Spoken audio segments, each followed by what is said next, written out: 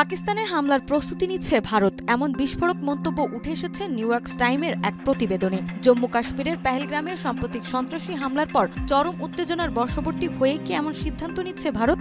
তাদের এই সিদ্ধান্ত কতটা সঠিক তা নিয়েও চলছে জোর কল্পনা।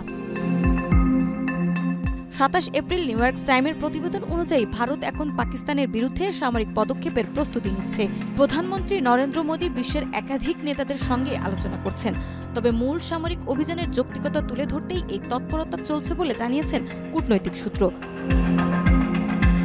কাশ্মীরে হামলার পর থেকেই সীমান্তে গোলাগুলি এবং এলাকায় ব্যাপক ধরপাকড় শুরু হয়েছে। শত শত মানুষ গ্রেপ্তার হয়েছে। যদিও ভারত সরকার এখনও আনুষ্ঠানিকভাবে কোনো সন্ত্রাসী গোষ্ঠীর নাম ঘোষণা করেনি এবং পাকিস্তানের বিরুদ্ধে সরাসরি দায়ের পক্ষে খুব কম প্রমাণ প্রকাশ করেছে। পাকিস্তান এই হামলার অভিযোগ অস্বীকার করেছে। পানি প্রবাহ বন্ধ, পাকিস্তানি কূটনৈতিকদের বহিষ্কার সহ ভারতের বেশ কিছু কঠোর পদক্ষেপের জবাবে পাকিস্তান যুদ্ধবিরতির চুক্তি স্থগিতের ঘোষণা দিয়েছেন। একই সাথে দুই দেশের পরমাণু শক্তিধর হওয়ার সামরিক সংঘাতের আশঙ্কা বিশ্বজুড়ে উদ্বেগ বাড়িয়েছে। বিশ্লেষকরা মনে করছেন ভারত এখন আন্তর্জাতিক চাপের তোয়াক্কা কম করছে। যুক্তরাষ্ট্র প্রকাশ্যে ভারতের সন্ত্রাস বিরোধী প্রচেষ্টার প্রতি সমর্থন দিলেও সক্রিয়ভাবে পরিস্থিতি সামাল দিতে এখনও দৃশ্যমান ভূমিকা নেয়নি। অন্যদিকে ইরান, সৌদি আরব, জাতিসংঘ ও ইউরোপীয় ইউনিয়ন সংযমের আহ্বান জানিয়েছে।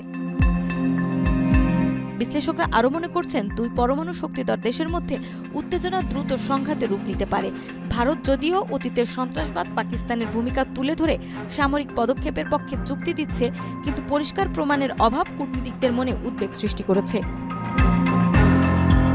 নাজমা, মাই টিভি।